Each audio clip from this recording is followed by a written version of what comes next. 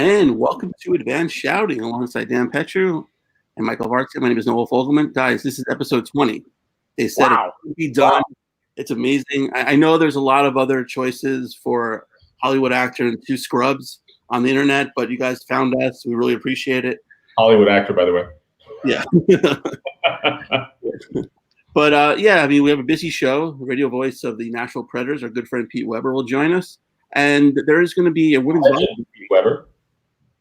Yes, he's waiting patiently right now in his Predator yellow. And the volleyball league, women's volleyball league, starting next year. We're going to discuss that with our friend Cassie Lickman. It's a great story. Her story is phenomenal too. We'll touch upon that. But let's talk. What the news of the day is not really much news. The NHL meetings, nothing happened. All right, back to you guys. Yeah, no, they're just having strawberry daiquiris by the beach. Yeah, virtual strawberry daiquiri. It's all virtual, right? So yeah. Remember when there used to be trades at the draft, and then there's trades at the GM meetings, and now there's just nothing. Yeah. So hey, Michelle, how we doing? So there's really absolutely hockey wise, there's really nothing to talk about this week. I don't know. Is there any topics of discussions that something big points that have to get? Oh, probably when the hell they're going to start the season. Yeah, I know they canceled the All-Star game and the Winter Classic. Right. It seems like they're still on target to start January 1st. The only thing is, next week's Halloween already, so they're going to have to ramp up, things. I know the start of the AHL season was also, in doubt a little bit. They're still, I think, targeting sometime in December, but also the free agent window for unrestricted free agents. I guess that was the topic, but that's for like next year. The expansion, the Kraken, that's still on target for the following year. So, but nothing resolved for right now. So we'll have to wait and see what happens. But really, expansion draft next summer, right? Yeah. But if they play a whole, a full season, 82 games, and they start January, that's going to get pushed probably till July, which is going to be interesting. And then the Olympics starting, there's no hockey in the Summer Olympics, but it's still a lot to take in. But they might have to shorten the season to maybe 60 games. I don't know if they're going to want to do that, but I think they might have to. It's unlikely that there won't be one or two Corona, situations that stall things for a little bit. And like you said, with the Olympics and NBC having the rights to the Olympics, the NHL doesn't want to compete with that, obviously. So it's going to be weird. It's going to be interesting. 62 game season. I can see that happening. Let them finish a little earlier than late July and start up again in October. And then they can start up in October. Yeah, I think that's fine. It's close. I think that's close enough. 60 games, unlike baseball, 60 games in, who the best teams are. Right. Yeah. Absolutely. Although with that being said, 60 games with the two teams that are left in the World Series, they're probably the two best teams in the league. Yeah. We'll touch upon that in a second. But I guess the biggest hockey news this week was the great Doc Emrick retiring. A great, tremendous career. We all love Doc, wish him well in his retirement. And we're going to bring in our good friend Pete Weber to discuss it. There he is. Hey, Pete. Guys, how you doing? Thank you so much for joining us. So, Doc Emrick, I pre-order his book for my Amazon Kindle.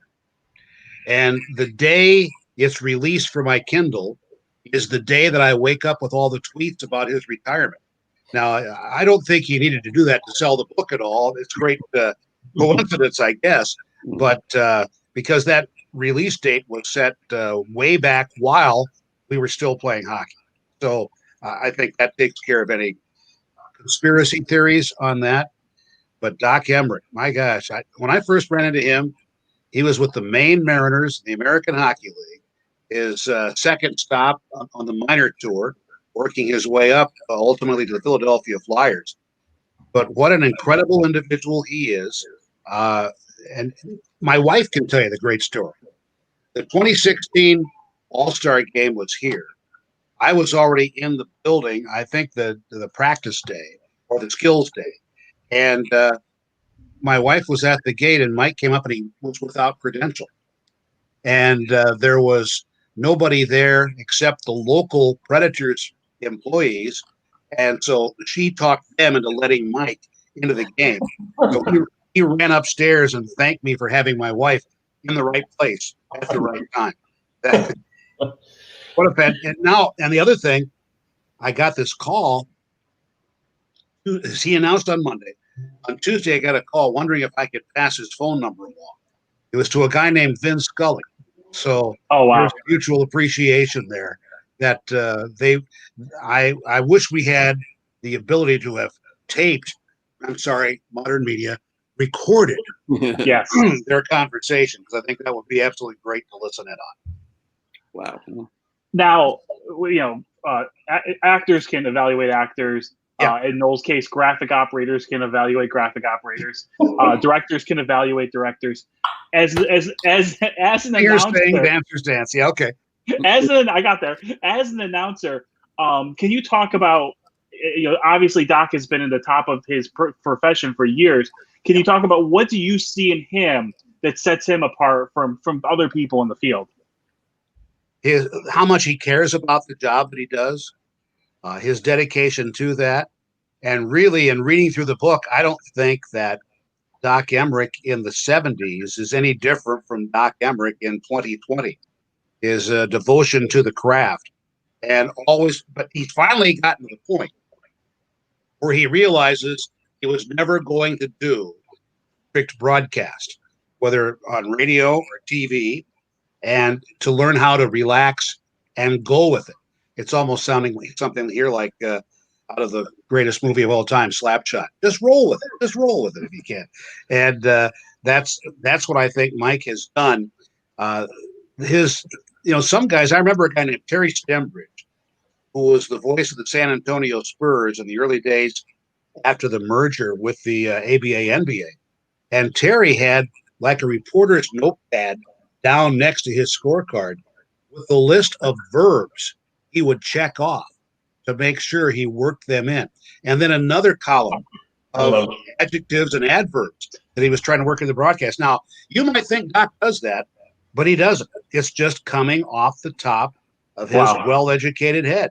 And now he might write down things like when he gives his post-game sign-offs to old players or old actors or anybody like that. But no, Doc is just as genuine an individual as you can imagine. And what I admire most about him is how he brings it every night. Now, for me, I have to max out minus playoffs at 6 or 7 preseason and then 82 regular season games. Doc does as many as 125, 150 games a year, depending upon if there's an Olympic time for him to jump in there as well. So that's what really makes, I think, all of us truly admire the work he has done so well for so long. He's been incredible that way. One thing what I admire the most about Doc is he pulls you into the game. Yep. Even if you have no vested interest in the game. Like, he makes me feel nervous about a Tuesday night game in January between the Sabres and the Red Wings, and they could be in the bottom of the standings. But recently they were. Yeah, that's right. Exactly. He goes into the television and he pulls you forward and he puts you on the edge of your seat, and you can actually feel, especially during big games, especially during the finals or the Olympics too. He makes you feel like you're right next to him, and you're experiencing exactly what he's experiencing. Even when he was doing Olympic water polo, he was great doing it. Yes, that was a perfect setup for him. I thought that was incredibly ingenious of them to deploy him in that fashion. Yeah, like one of my favorite games with him, I mean, obviously, being a little biased here, was the Easter Epic. He did with Bill Clement, and going, I think it was the third overtime when the craziness, Bill Clement had the tie around his head and the T-shirt. Bill was doing his impression of Rick Dudley, using his tie as a headband. Right, and you can see just the sheer enthusiasm of Doc. 7 hours into a broadcast, I mean, he still had the energy. Just like he still had it. 35 years later, and it just it showed on camera. It showed. Just hearing his voice, and it's going to be a big loss. Hockey's really going to miss him. When the Easter Epic occurred, of course, it started on Holy Saturday night, not to get liturgical here or anything, but I was doing a baseball doubleheader in Buffalo at the old ballpark where The Natural was filmed, War Memorial Stadium. So that was just an offensive show that night. So I finished 2 games, 2 post-game shows, and I got home, and there were still overtime periods 2, 3, and 4 to come. That gives you an idea of how long a work night that was. Emrick and Bill Clement, and back in the studio, Tom Mee. I think too, if we move forward now with obviously Doc being gone, and I really feel like he could grab the casual viewer, the person who might not be the biggest hockey fan. If you're flipping through the channels and like, oh, the playoffs are on, and you hear that voice, you know you're supposed to stop and not change the channel. Right. What do you think moving forward? Is there someone who could fill those? Actually, no one can fill those shoes. But is there someone, do you think, that could step in there and also kind of do the same thing and become the next person who really helps grow? I think Doc is instrumental in help growing this game in this country. Is there someone else out there that can help do that? And NBC is very lucky to have him to do that. Now John Forsland is a possible successor for NBCSN, and I think he could do the job.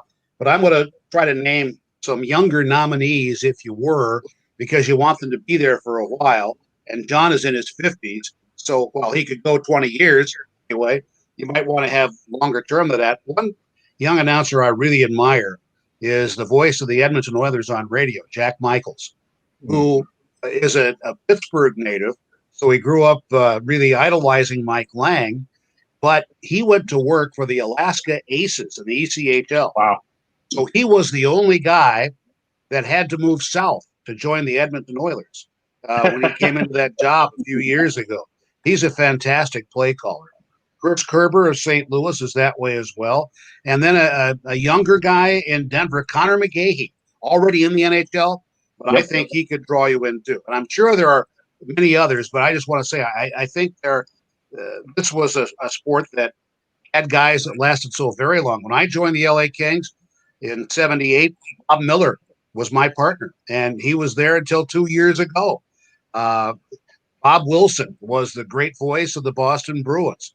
Loved listening to him. Jiggs McDonald. So these jobs tend to last a while for the guys who are very, very good. And I hope that maybe they will go with somebody. I mean, John Forsland could come in right now, and they're still going to need somebody else because John was the guy who fit in the patches where they couldn't use Doc or couldn't use Kenny Albert. So, and Kenny Albert obviously has got to be a candidate as well. Speaking of the Kings, since I'm a Kings fan, I have a question for you. I'm a huge, obviously in LA we've been spoiled with Chick Hearn and Vince Scully and but I'm a huge Nick Nixon fan, and I Nick took my place when I left. Oh, really? Yes. I thought for sure that he would take Jim Fox's place when that place was vacant. But I guess he just wanted to stay on radio. Do you know anything about that story? Yeah. Nick loves radio, and as do I. And every now and then you have to make a professional stand what it is you prefer to do, because we want everybody to know we're not just sluts for money. We want we want to. Those are called actors. Yeah. Thank you. Oh, and by the way, just saw the great Netflix film this afternoon on the Chicago 7. What a wonderful job they did with that. An incredible job. But that's a political comment on my part. After I'm in the city, obviously, where the last presidential debate was held last night. And I made sure to stay as far away from that as I possibly could. Didn't want to be arrested or anything like that. But Nick Nixon is a fantastic announcer. He came to Los Angeles from being voice of the New Haven Nighthawks in the American League, and prior to that, I'm very familiar with that arena. How about the night that the car in the garage drove through a wall and was sticking out on the upper deck that one night? I mean, that's real quick. Let me explain to our viewers who might not understand. So the New Haven Coliseum. Okay, think of a really seedy, grimy. Think of one of the arenas in Slapshot, basically. Okay, really old, really grimy, kind of had a funky smell. Okay, now it gets kind of. Yeah, it did. And there were some cretins in the stands. I used to go all the time, being from Central Connecticut. Okay, so you have all of that. You have this shitty arena, but on top of the arena was the parking garage. So you had to drive up around the spiral case, which we called the DUI check, because if you could drive back down, you were good to drive home. Yep. And then you parked above the rink, basically where you watched the game. And there was always this fear, because it was littered with asbestos, that my car would come flying down and land at center ice during the game. Well, I preferred the arrangement at Market Square in Indianapolis, where you took the elevator up from the parking garage to the arena itself. I think that was preferable, but maybe they just think in reverse in New Haven. We had, obviously Doc. Let's go back to Doc for a second. During this year and next year, another great, looks like he's going to hang up the mic, is Rick Jeanneret, which we both know very well. And I mean, he has style unlike anyone else in the league. Working with you and working at Empire, at first, it's like this guy's a little rough edges. It takes a while to get used to, but then once you get radicalized, so to speak, you love him. I mean, it's amazing, and he's going to be another loss too. Now, you want me to tell you an RJ story? Absolutely. And this will take us to the old Civic Center in Hartford. So one night he is working at this particular game, a radio-only broadcast with my friend Mike Robitaille. And Mike sees, and that's when you broadcast in Hartford from the top row of the lower bowl before they built those things upstairs. Well, he could see, or rather Roby could see rather easily, that Rick was getting a little agitated and needing some settled down. So he beckoned to a beer vendor in the lower bowl to come over. And so he bought Rick a beer. Folks, I'm sorry if those of you think, I can't believe somebody would drink beer while working a game. But it used to be all the time. For witness, I'll just go back to my hero, Harry Carey. So he put the beer down in front of Rick, and he could see Rick's facial features begin to relax almost immediately. But then, if we recall the old television series, The Addams Family, you remember the disembodied hand, Thing? Yes. Well, Thing came up to the top of the table they were working off and grabbed the beer and stole it away. And so on the air on WBEN radio that night, what was heard back in Buffalo? Here comes Housley to center. Somebody stole my beer. They dump it in the right wing corner.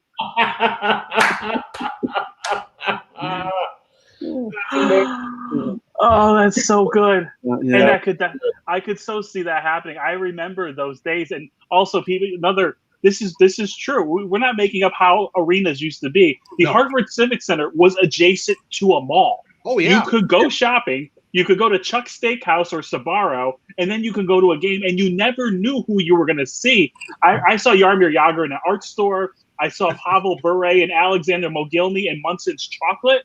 I saw Jimmy Page at Sbarro. I saw Billy Joel at Chuck's Steakhouse, because if there were another acts that overlapped, a lot of times they would just go to the hockey games. And you never knew who you were going to see in the mall. And I actually found a T-shirt with the actual logo. I'll have to wear it one of these weeks. And take that little walk from the Sheraton. Yes, across. Yes. Yeah, that was and one day in the pro shop, the sports souvenir shop, who did I run into but the winningest coach of all time, Scotty Bowman. Yep. Actually, I was told, I forgot who told me this, but Scotty Bowman used to give a hockey stick to the concierge on the road. Yes. Have you heard this story? This is an old Casey Stengel bit that Scotty stole from him. And so what they would do is he would give it to the concierge, and the next day he would go down and he would see who signed it, and those are the guys who came in after curfew. Right. So he knew who broke curfew by who signed the stick. My broadcast partner here, Terry Crisp, told the story of how one night when the St. Louis Blues were playing the Red Wings at the Olympia, Scotty had a similar circumstance happen. He goes, they had a bad game. Scotty goes, I know there were 5 of you guys who were out last night. Tomorrow morning, meet me in the lobby of the hotel, and I've got tickets for you to go back to Kansas City, their farm club. Wow. He goes down there, and there's all these guys gathering down in the lobby of the hotel the next morning. Scotty's upstairs in the mezzanine, hiding behind a post looking down, and notices there are 7 or 8 of them, not 5. So the guilt came home to roost very quickly, and Scotty was laughing so hard he couldn't bring himself to go downstairs, knowing he already scared the bejeebers out of them, and hand them their bus tickets back to Kansas City. Wow. That's awesome. Yeah, that's great. There's just so many good stories about like these small. Hartford was an NHL rink, but all these just small, like there's so uniqueness to so many of these rinks throughout the country. Yeah. Yeah. I mean, because I think about, I was lucky enough to have done games in most of the original 6 buildings, and the Olympia in Detroit was best known to me as having the longest single span of an escalator to go from ground to upstairs. I mean, I felt like I was on that thing for half an hour to go up there to get to our post of the press box. So, and Winnipeg, you very similar. But all the one thing in common with those buildings, your place in the broadcast booth pretty much hung over right by where the boards met the ice. So you could not beat the visibility there. Wow.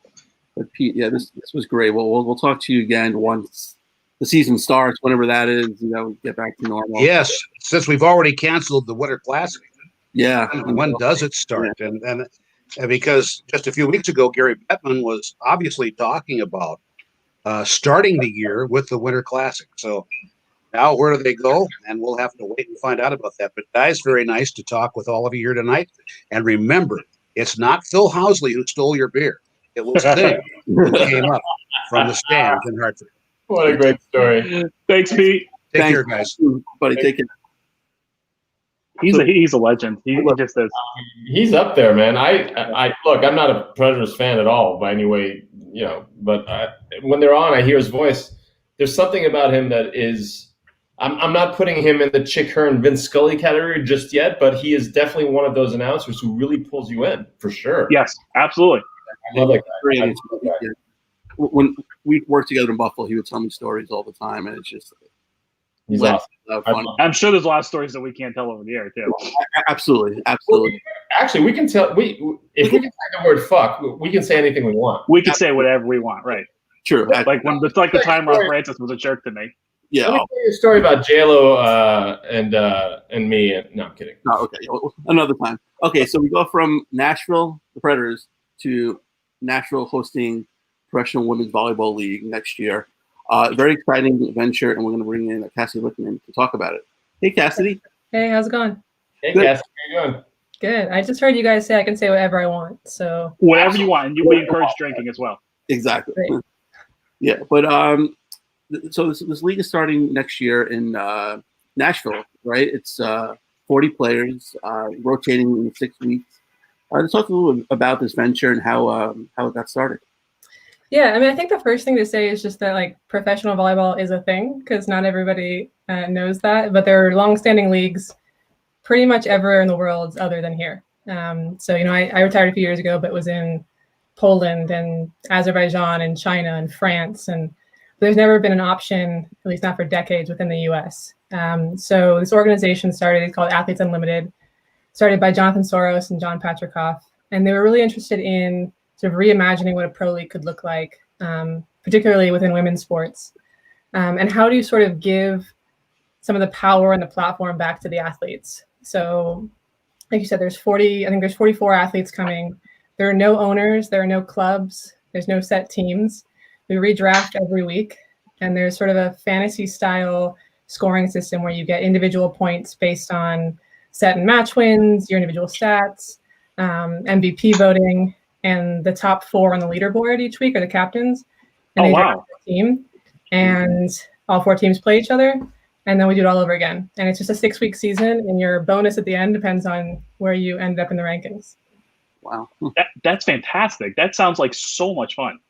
So much fun. I think it's just an added layer of engagement for everyone. I mean, for the fans, like if you're a casual fan, you turn it on, you can watch a volleyball game. The rules are the same. But for people like you guys who love talking about this kind of stuff, like imagine if they're doing this in hockey and you had a new draft every week and, new matchups to talk about, new lines. And the same thing we're trying to think about as players, like what position is most important? Who do I need on my team? Right. and there's money basically riding on every play. Yeah. Now this was done with women's softball as well, right? And it was extremely successful. Yeah, they just finished with softball. It was awesome. Again, like watching it, every inning you win, you got, I think, 10 points. So, and then they rolled over if you didn't win an inning. So you could get to the 5th inning and somebody hits like a 50 home run. Right. And it's a huge deal, right? But yeah, they had I think unprecedented coverage on ESPN and CBS and streaming in a bunch of countries. And it was really fun to watch and really well done. Now where will we be able to watch this? They haven't announced streamed or will it be on TV? They haven't announced the broadcast partners yet. So I don't want to say anything because I don't know if I'm supposed to. But it will be, it'll blow you up. Yeah, it will be either. Some of them will definitely be on TV, and the ones that aren't will be streaming somewhere. Right. Now, I've always been drawn to volleyball. Anytime the Olympics is on, or anytime a college game is on, you stumble across and you watch it. Now, why hasn't it translated professionally in the U.S.? I know they tried a couple times, but why hasn't it stuck? Yeah, I think that the U.S. market's unique in a couple ways. One being baseball and football, right, which are hugely popular sports here and just aren't in most countries. So those take up a ton of airtime. And then the second is college sports, which is just not a system that really exists anywhere else. And so between all of those and then, the NBA and another level of sort of NHL and soccer is just everybody else kind of fighting over the scraps, I think. So the amount of volleyball on TV is increasing in college, but I think nobody's tried it in a while. The last real league, I think, was in the 70s when Wilt Chamberlain was playing for the LA team in the international. Yeah.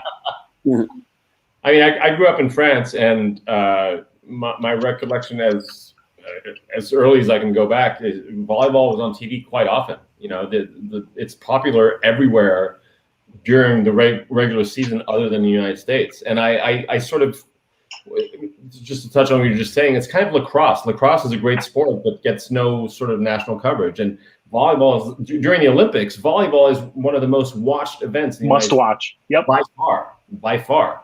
So America loves volleyball. It's just now they have an option to see it. And I assume from the player's point of view, to get to play at home and maybe sleep in your own bed, or maybe they're in a bubble, who knows what's going to happen, but still to get to play in their home country must be an amazing thing.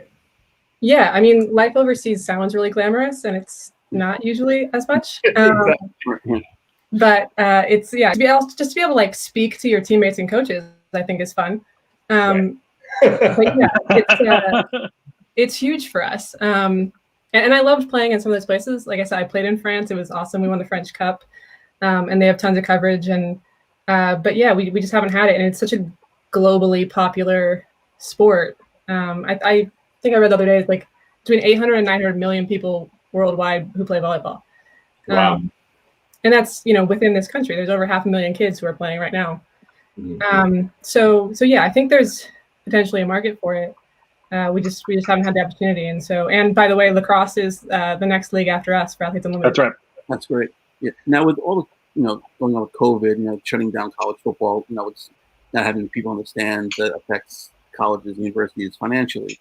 And I would imagine that would trickle down to, the lesser, financially stable sports. Has there been any talk about maybe limiting, say volleyball from certain, universities, or even, lacrosse, like that?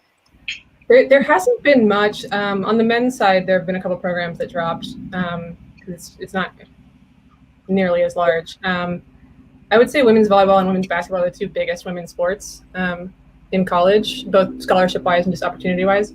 So I would imagine it's one of the last sports to get dropped, partly just due to Title IX issues. Right.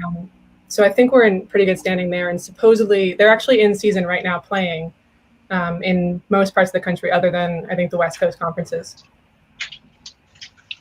Now, we've seen throughout a lot of the sports ratings are down right now, whether it's been COVID, whether it's been, teams playing in bubbles, whether it's been the election cycle always brings sports ratings down as well. But the WNBA had a very successful bubble where their ratings were up. The NWSL set all-time records. The LPGA ratings are through the roof.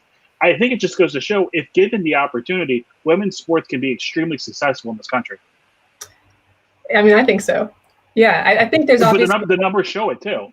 The numbers are showing it, and that's huge for us because I think there's clearly been a sort of cultural shift over the last couple of years in terms of awareness and people pushing kind of those narratives. So I'm really excited about that. But it's the money and the airtime, right, that are going to determine what actually happens. And so to see those numbers go up, to see the WNBA, the Players Association agreement that they signed last year, which was historic, everything with U.S. soccer. I'm super excited about the women's soccer team coming to LA in a couple of years. I think all of that, when there's actually money being put into it and then seeing it succeed, anytime you can kind of break those myths about who's watching and what they're going to watch, I think is huge for all of us. Right. And the women's hockey league also got investment from Secret Deodorant. They got, I think, $1 million investment into the league. So that's also good to see as well. Yeah. And I've got to say, the format of your league, I think, is wildly innovative and really bold and daring, and something that's really exciting and that's never really been done in that.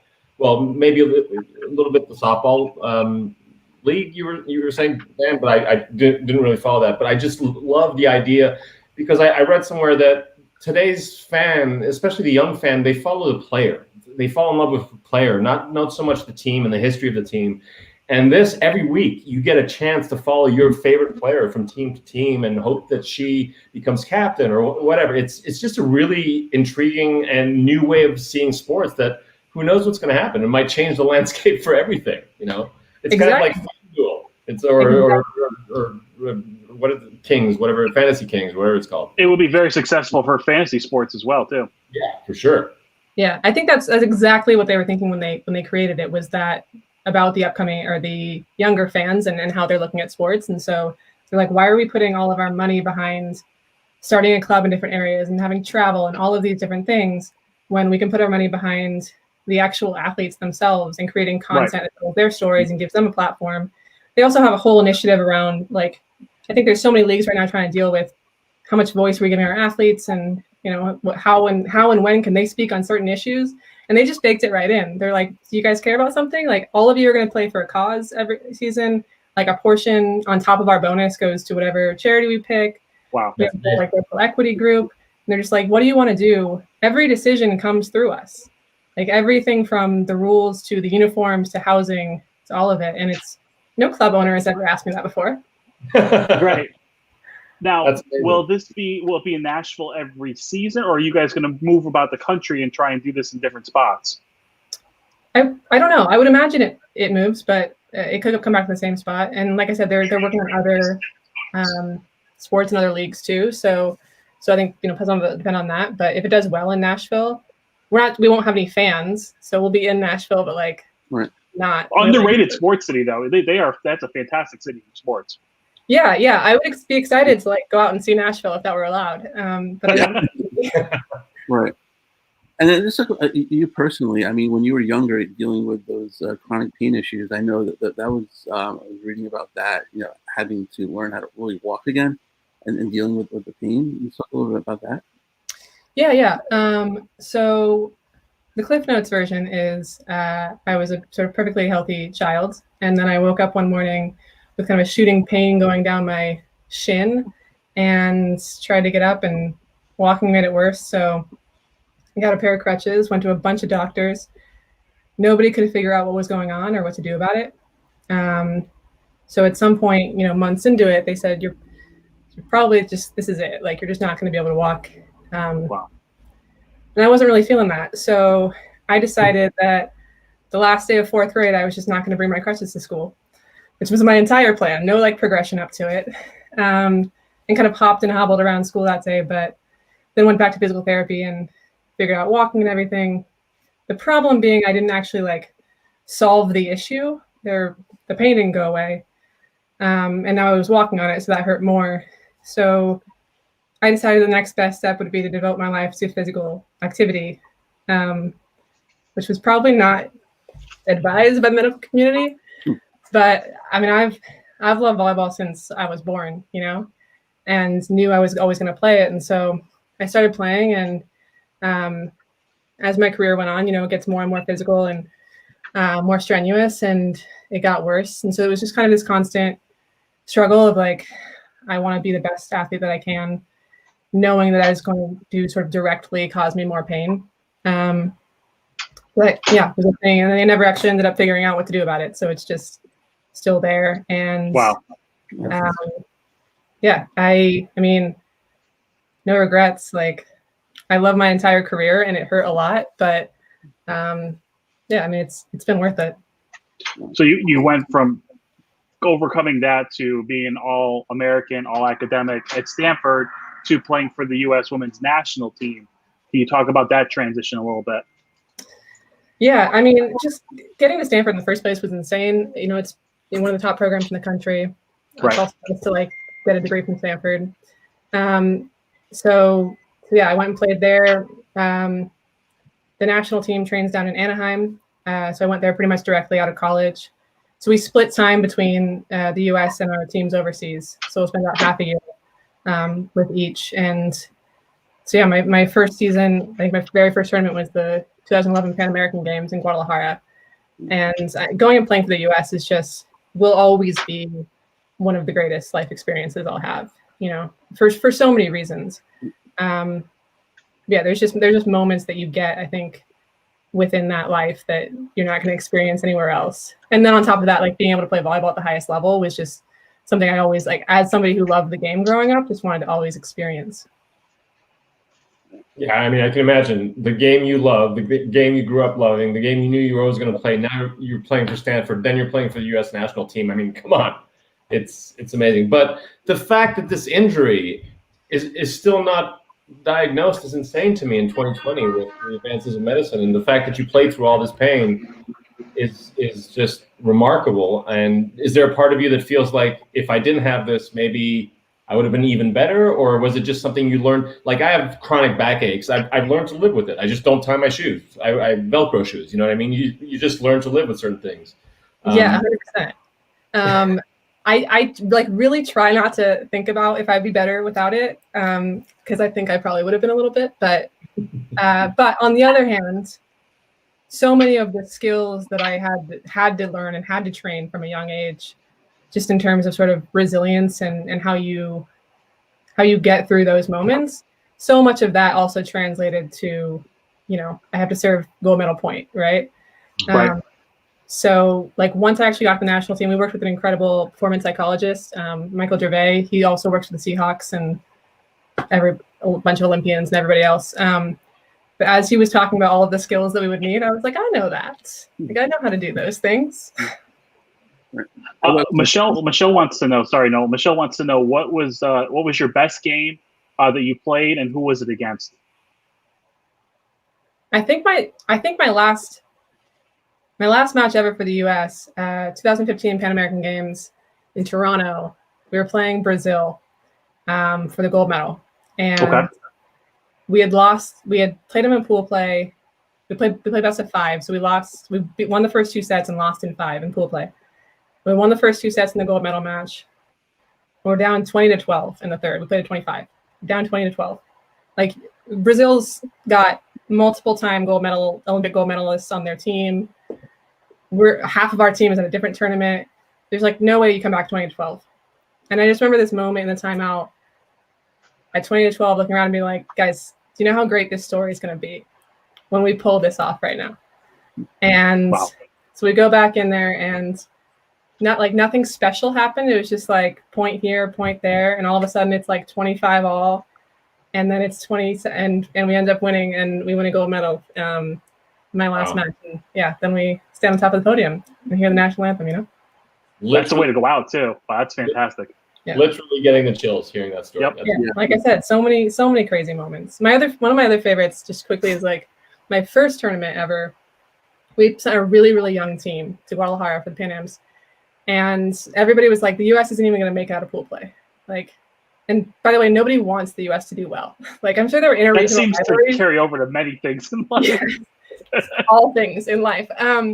But that crowd was going to root for anybody who spoke Spanish over us. So the whole tournament, you know, we'd be playing, like somebody starts the USA chant and like everybody's just booing. but we played really well. And so we make out a pool play, end up in the bronze medal match. I'm like not expected to do this at all. We played Dominican Republic, who are just gnarly athletes, and it's a dog fight, like just trading blows the whole time. We end up winning in 4, and we're amped, right? Like this is my first. I'm just out of college. I was like playing out of position, so we win, and after every match we shake hands, come back to our side, and gather at a USA cheer, and then we applaud the fans, even if we don't have any fans. So we do this, and all of a sudden, we hear it start somewhere. It's like USA, USA, and the whole arena is all of a sudden is like chanting for us, of these mostly Mexican fans. And it should be like a Netflix show.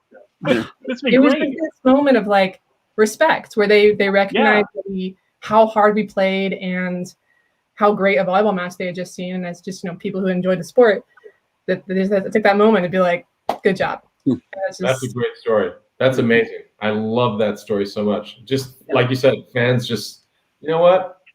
Give those girls a hand. That was amazing. That's amazing. I love it. And wouldn't that be a great way to like just live? Is like, can we just recognize when like people work hard and do it right? Okay. Yeah. Well, November 3rd, we'll see what happens. But now, after you've been through all this, a pioneer in the sport, now you're going to be part of the first professional league. What does that mean to you and everyone else that's going to be competing in this? Because this is the next step now in the evolution of the game.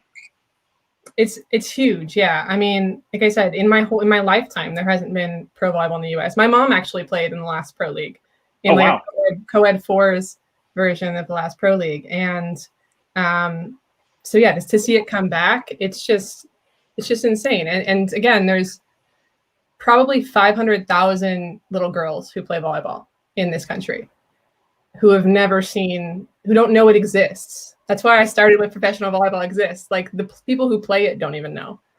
So to have them see it, and not just them, but the little boys coming up too, and the people who follow us in college and all of that, I mean, it's huge for our sport, I think.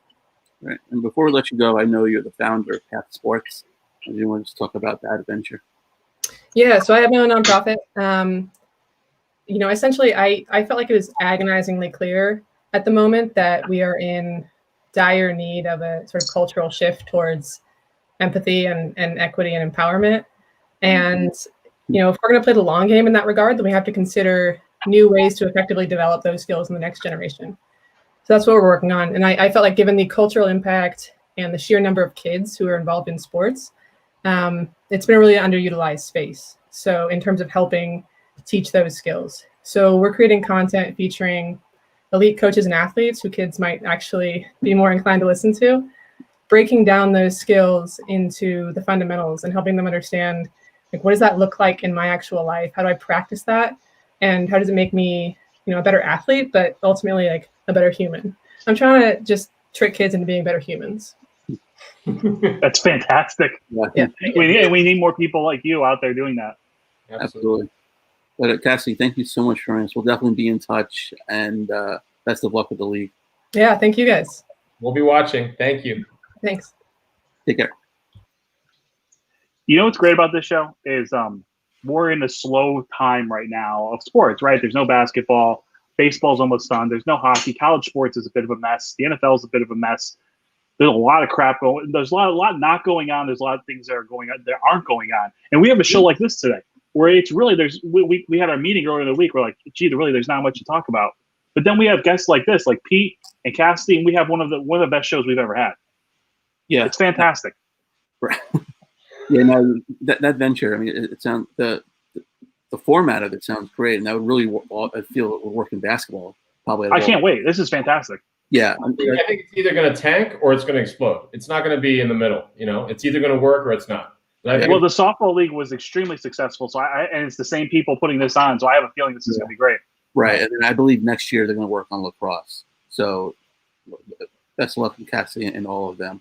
Yeah, but yeah, and we'll definitely once that gets started, I'm sure we'll have someone else on to talk about it as well. Yeah, absolutely. So we're starting a new feature tonight, and it's called a quick shout out, and it's just each of us have like a minute or two just to rant about what happened this week, and I think we'll start off with Dan, because last night was a prime example of what is going on in the NFC at least. All right, so obviously the debate was on last night, but while that train wreck was happening, another derailment was happening. The New York Giants played the Philadelphia Eagles. And if you want to talk about bad football teams, like I've seen my bad share of sports teams over the years. But it's crazy that 4 teams in the same division could be so bad equally at the same time. Now, I'm going to cut the Cowboys a little bit of slack because they lost their quarterback, although there's some issues within that locker room, but they lost their superstar. And I'm going to cut the Eagles a little bit of slack because they've literally lost like 15 players on that team. They did an injury update yesterday before the game started, and the graphic was 4 pages long. They had to change it 4 times. That's how many guys are hurt. But the Redskins have no excuses, and the Giants have no excuses. Wait. Football team. Sorry. The Washington football team has no excuse. Although they can't even come up with a new name. How do you expect them to put a roster together? And the New York football Giants are just a hot mess as well. Look, they try really hard, but there's just holes everywhere there. And Daniel Jones shows flashes of brilliance, and he also shows flashes of other things, like falling down when no one's around, which was kind of like the new butt fumble.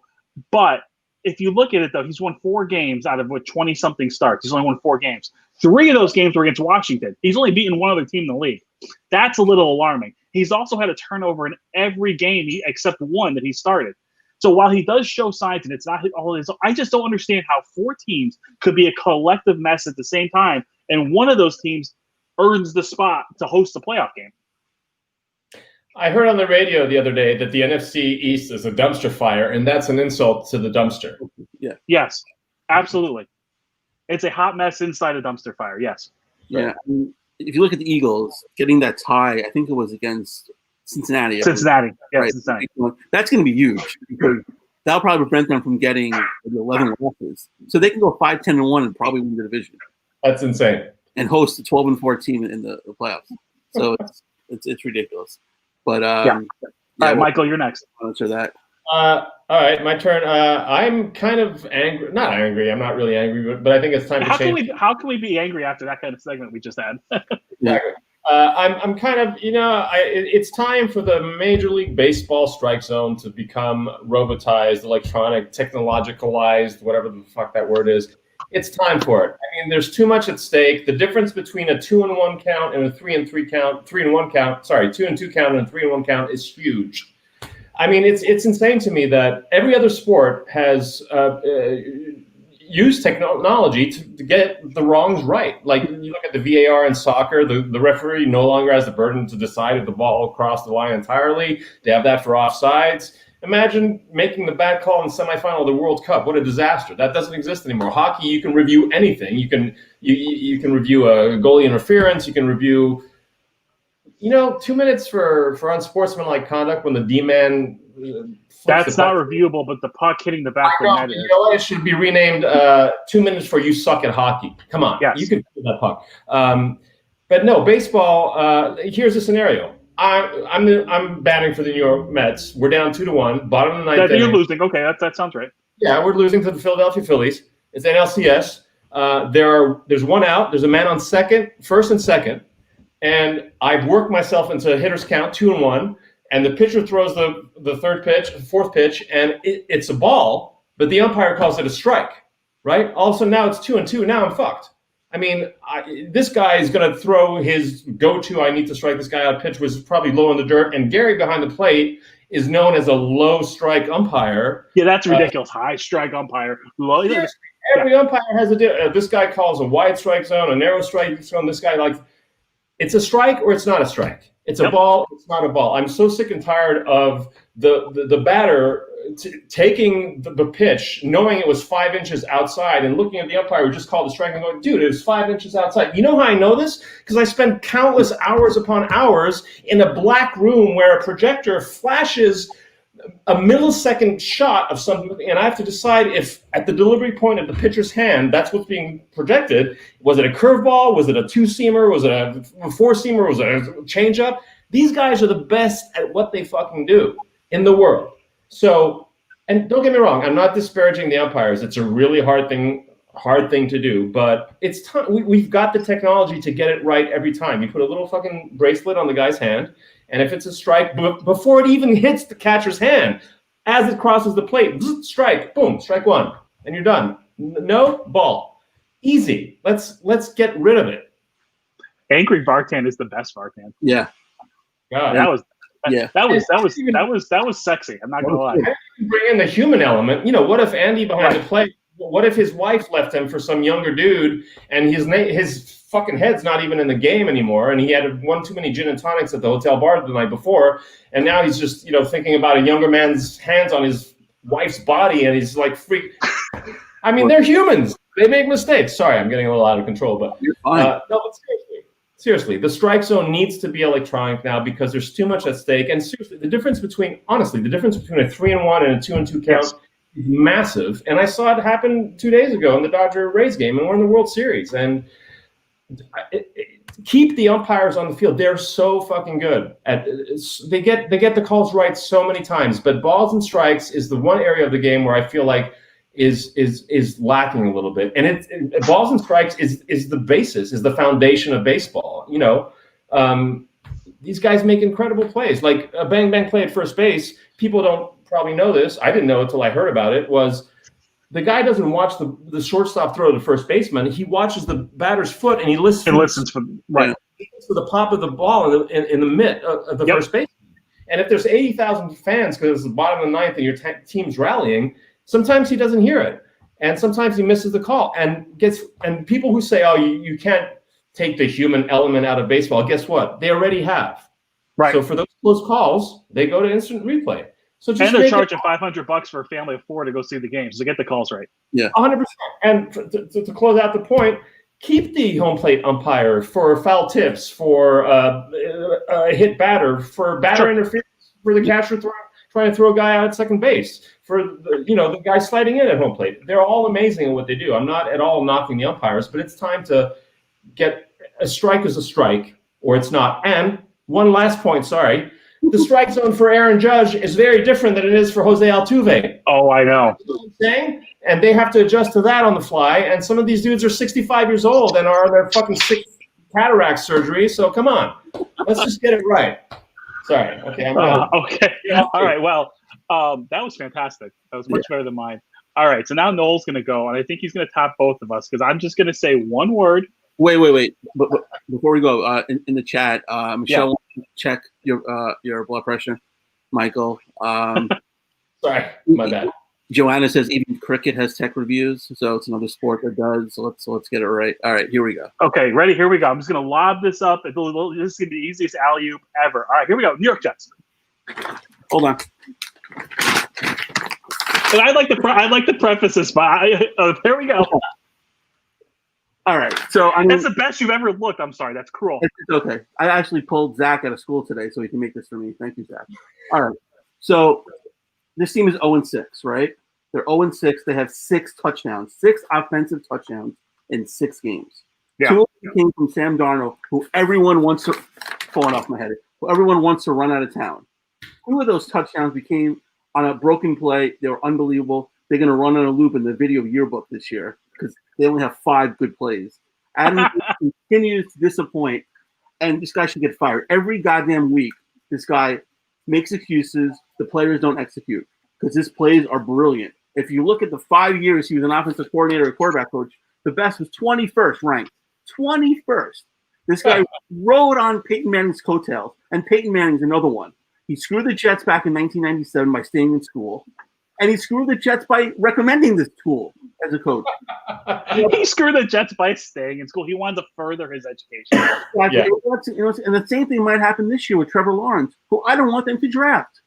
Give Sam Darnold weapons. Give him protection. You don't know what this guy has. You have UPS drivers blocking for him. You have Walmart workers, running the ball. You have Frank Gore, who's a Hall of Famer. Why is he getting the majority of the carries? You have young guys who you drafted. Let them get experience. Let them. I'm so aggravated. So they made a trade this week, right? They traded one of their locker room guys, Steve McLennan, to Tampa Bay, reunite with Todd Bowles. He found out about the trade the day before the game against the Dolphins, and the Jets let him play. Are you serious? What happened to get hurt? They'd avoid the trade. They would lose a draft pick. I don't get it. So the trade deadline is next week. I'm sure everyone on the roster is fair game. Joe Douglas, who got hired after the draft last year, So which is great. So the previous general manager, Mike McCagan, gets to draft and go through free agency. He signs Le'Veon Bell, signs C.J. Mosley. Mosley played one game with the Jets before opting out this year. We all know where Le'Veon Bell won. Now he's going to win it probably in a Super Bowl ring with the Chiefs. So Joe Douglas comes in. Everyone on his draft board last year sucks. Mekhi Becton, he's going to be good. He's going to be good. But you know what? He got hurt, and they put him back in the game. His shoulder hurt. So besides him, their best draft pick is their punter. That's not good. No, it's not good. And he's been on the field a lot. So I'm laughing at your head. Oh, my head. It's great, isn't it? Yeah. So they haven't been competitive in any games. They're double-digit underdogs this week against the Bills. Next week they play the Chiefs. So I was going to say, that's what I was looking to see. I know they were playing the Chiefs soon. You know what? That's the game they're going to win. Oh, yeah, right. No, Le'Veon Bell's going to be running angry. Any given Sunday. So right now, the future spread in that thing, I think it's like Jets are getting 22 points. I was going to say 24, maybe. It's ridiculous. It's like playing Appalachian State versus Wisconsin. I mean, it's ridiculous. I'm just numb to it. It's an endless cycle of despair. This team's going to win the Super Bowl the year after I die. So I hope my sons, my daughter, whoever, my grandkids, just bring a Super Bowl hat and leave it on my tombstone, because that's what's going to happen. I'm done. Real quick, you said sons, which is good. You got it right this time, because earlier this week on Twitter, you forgot that you had 2 sons. Well, you should never tweet when you're angry. Don't tweet angry. Don't. In the words of Bill Murray in Groundhog Day, don't drive angry. Exactly. All right. Yeah. Let's go to trivia. And don't shop hungry. What? Oh yeah, never shop hungry. I'm the worst at that. Yeah. Even doing Instacart when I'm hungry is bad. Okay, so a quick trivia. Eva said, "Oh my God, I lost internet connection. Finally got back, and Noel has a bag on his head. What the hell happened while I was gone?" That's what happened, Eva. Okay. All right, quick trivia, then we'll get out of here. Wait, hold on, Joanna. The AFL final is being played outside of. It's not being played at the MCG. They flew the turf in from Melbourne for it. That's interesting. Whoa. Wow. Boy, wow. Crazy things going on in Australia. Everything in Australia wants to kill you. No. Every animal or insect. They're pretty bad. Yeah. They're very aggressive. I watched Nat Geo. Yeah. Okay. So it is.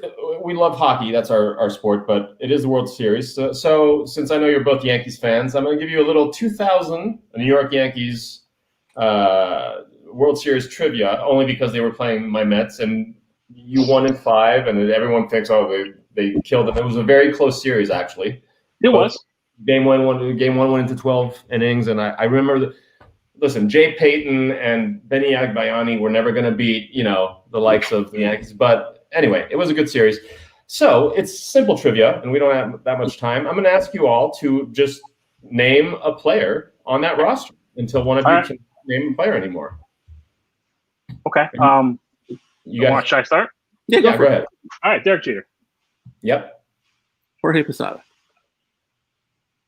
Yep. Mariano Rivera. Yes. Roger Clemens. Yes. Andy Pettitte. Yes. Danny Nagel. Yes. Paul O'Neill. Yes. I thought you guys were going to start with the starters for sure. Oh, yeah. Ramiro Mendoza. Oh, one of my favorite. Yep. Bernie Williams. Yes. Concert guitar player. Yeah. Yes. Classical guitar player, sorry. Yeah. David Justice. Yes. Oh, yeah. Crap. Now, shit, who played third? I don't know if you're still there. He was still there. I'm going to say Scott Brocious. It was. Good call. All right, good. I wasn't sure if he was still there. Yeah. My memory is awful. I don't know if you guys said it. Tino Martinez. Nope, he was there. You didn't say it. I thought Dan may have said him. Okay. Chuck Knobloch? Yes, second base. Yeah. He's playing left field. This is going to be more fun for me. Oh, yeah, left field was next. Ricky Leday. Nice. David Cohn? David Cohn, yeah. Yeah. El Duque. Who was DH? DH, let's see. You said El Duque though, so we'll give him that. Yeah, El Duque. Yeah, for sure. Sorry. Okay. Anyway, carry on. Mariano Duncan. Let me see.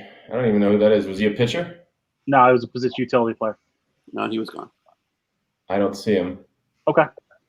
All right. Good trivia. Damn. Okay. The Congratulations, Bill. Jose Canseco, Glenn Allen Hill, Shane Spencer. I wasn't sure Shane Spencer was still there or not. Yeah. A very young, where is he? God. Alfonso Soriano. Oh, right. Okay, I knew more than I thought I would. Yeah, he was bouncing around a little bit. But else again, I'm in a little bit of a losing streak. Yeah. All right, before we go, we got some cards. All right, real quick. And it's perfect because it leads right into baseball. So it's baseball cards this week. Oh, okay. Okay, so cool. Here we go. What? I mean, we'll take Mark Race is a little too close to the strike zone there on Chuck Carr. Chuck Carr's really happy about it too. Yeah, he loves it. And the next one, I mean, this is poor Bill Buckner. I mean, this. I mean, look at that. I mean, that's fantastic. Right. Oh, that's so bad. Next two are names. Dick Pole. We all love Dick Pole. I'm so childish. It's like the NASCAR racer Dick Trickle. Yeah, Steve Sharks. Steve Sharks. What? You didn't have Russell Kuntz? Yeah, we got one more. This is the all-time best card ever. Keep Tom Stock. Jesus, what the hell's going on there? That's amazing. I mean, there's so many more, but I mean, that's just great. Fantastic. Yeah, but thanks for watching. Did not have a hard time in high school at all with those names. Yeah, Steve Sharks. I mean, I'm editing that. I'm circle laughing. I'm like, how old am I? But everyone, thanks for watching. Please subscribe to the channel. Thanks, guys. Yeah, we're almost at 100. Stay safe. See you next week. Enjoy the World Series if you're into it. If not, enjoy whatever you want to enjoy. Thanks. Great show, everybody. Thank you so much.